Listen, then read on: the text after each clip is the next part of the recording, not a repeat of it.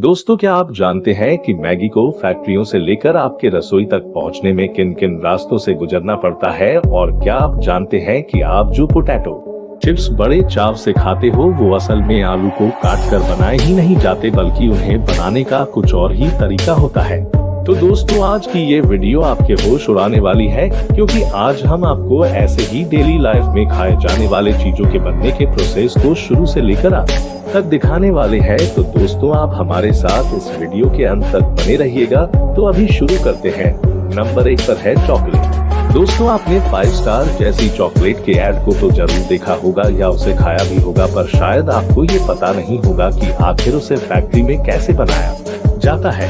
इसे बनाने के लिए sugar, coconut oil, cotton syrup का इस्तेमाल करते हैं। फिर वो इन सारी सामग्री को मिक्स करके 8 से 10 मिनट के लिए गर्म करते हैं। बाद में उसे बड़े बर्तन में डाला जाता है।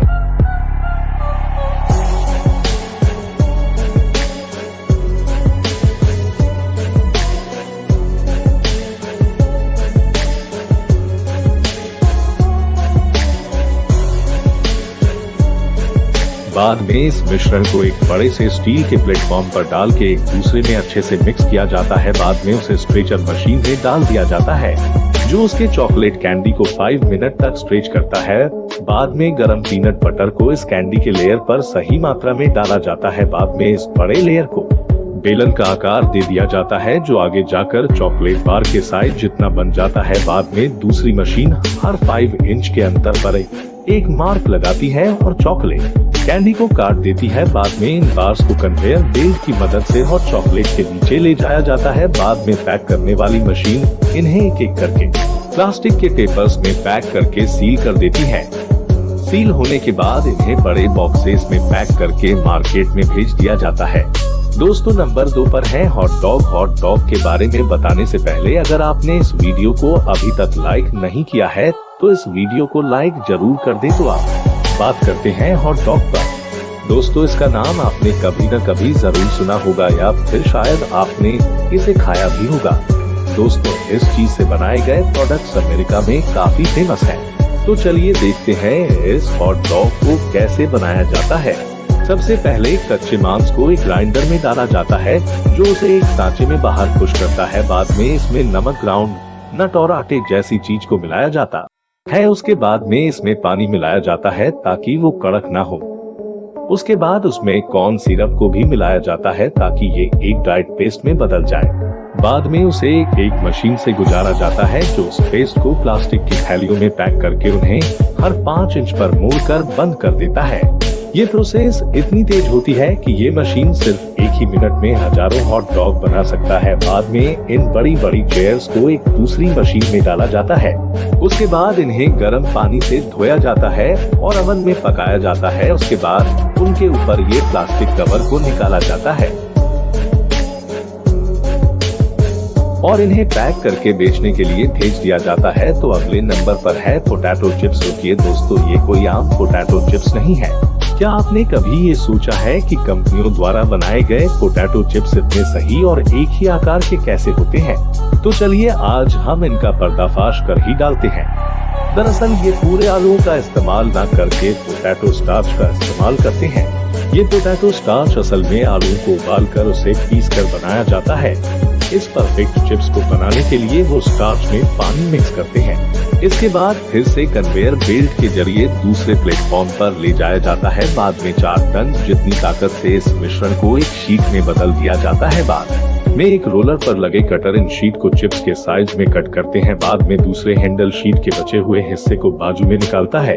यहाँ पर निकला हुआ हिस्सा फिर से शीट बनने के लिए वापस चला जाता है और कटे हुए चिप्स को ड्रायर में से गुजारा जाता है। ड्रायर में डालने से पहले चिप्स को एक कोन कैप शेप वाले स्टील के सांचे में ढाला जाता है, जो उसे इतना अच्छा आकार दे देता है। इसी वजह से ये चिप्स इतने सही और एक ही आकार के दिखते हैं। बाद में इन्हें एक कन्वेयर बेल्ट से दूसरे कन्वेयर बेल्ट पर डाला जाता है। उसके बाद आता है इसका सबसे जरूरी हिस्सा, जिसके कारण चिप्स का स्वाद इतना अच्छा आता है। कन्वेयर बेल्ट पर चलते हुए इस पर कंपनी अपना सीक्रेट मसाला छिड़क देती है।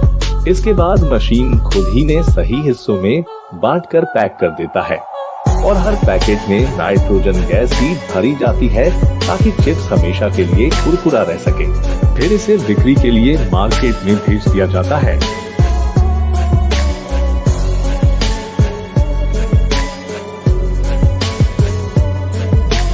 दोस्तों, अब आती है आपकी फेवरेट मैगी की बारी।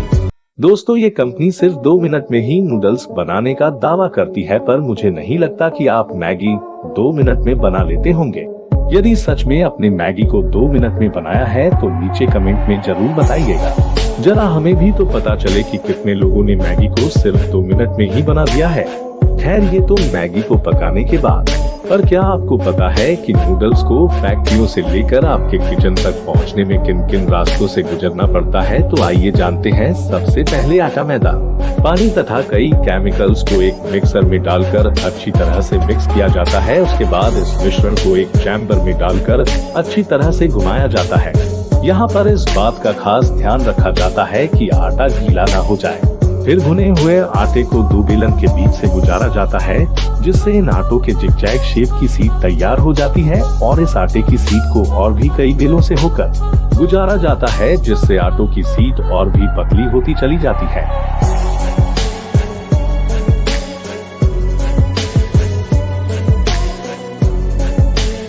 इस मशीन के आखिर में इस परत को कटर के जरिए नूडल के शेप में काट दिया जाता है, जहां इनके आगे लगे कटर इन नूडल्स को समान भाव में काटते रहते हैं। फिर कन्वेयर बेल्ट के जरिए इन नूडल्स को आगे दूसरी मशीन में डाला जाता है, जहां पर लगे कटर इसे पैकेट में भरे जाने लायक लंबाई में बराबर हिस्सों में काट लिया जाता है।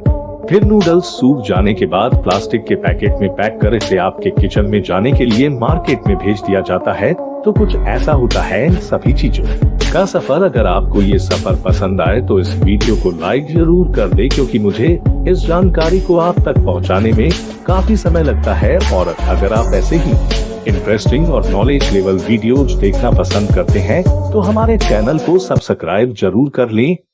धन्यवाद।